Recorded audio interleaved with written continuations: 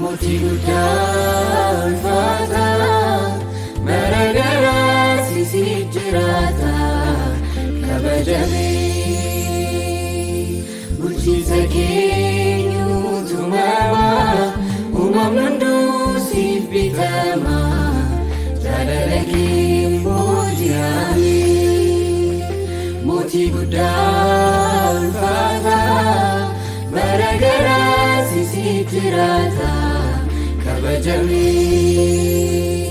bulchiinsa keenyuutu mamaa uumamni hunduu siif bitama jaalala kee booji'amee.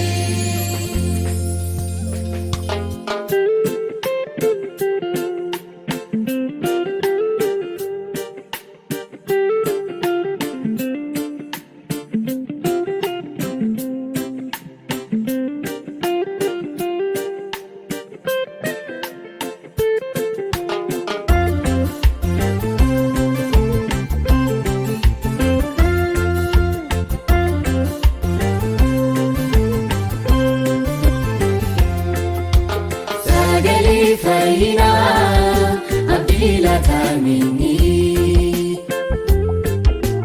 hoolicha nu baraaruuf mirga bakka dhaaluuf dhalaatti nu maaruuf mirga bakka dhaaluuf dhalaatti nu maaruuf sagalee fayyina abdii laatamini. Hoolichaanu baraaruuf mirga bakka dhaaluuf dhalaatti nu maaruuf mirga bakka dhaaluuf dhalaatti nu maaruuf mootii guddaa ulfaataa maragaraa siisiif jiraata kabajamee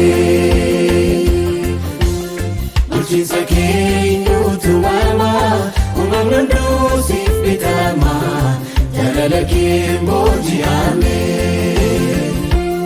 mootii guddaa ulfaataa maragaraa siisiif jiraata kabajamee bulchiinsa keenyuutu mamaa uumamni hunduu siif bitama jaalala kee booji'amee.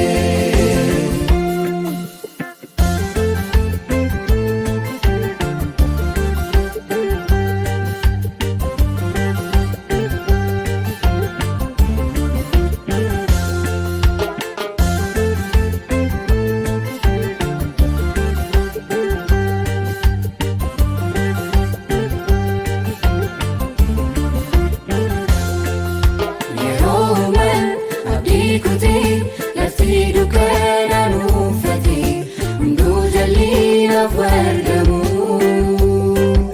ilma sargee nutti araaramu yeroo man abdii kutee lafti dukkana nuufate hunduu jalliinaaf argamu ilma sargee nutti araaramu mootii guddaa ulfaataa maragaraa siisiif jiraata kabajamee bulchiinsa keenyuutu mamaa uumamni hunduu siif bitama jaalala kee booji'amee mootii guddaa ulfaataa maragaraa siisiif jiraata kabajamee bulchiinsa keenyuutu mamaa uumamni hunduu siif bitama jaalala kee booji'amee.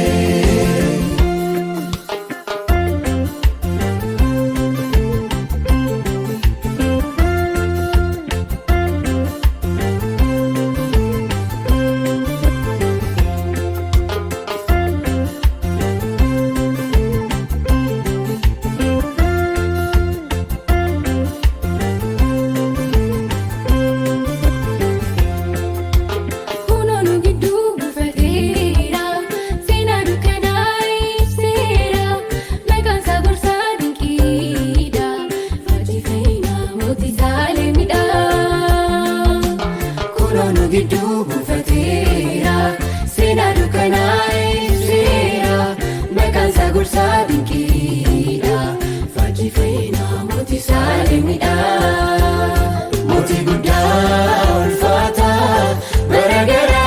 siif jiraata kabajame. Bulchiinsa keenya utumama uumamni hunduu siif bitama jaalala kee booji'ame. Mootii guddaa ulfaata garaagaraa siif jiraata kabajame. Bulchiinsa keenya utumama uumamni hunduu siif bitama jaalala kee booji'ame.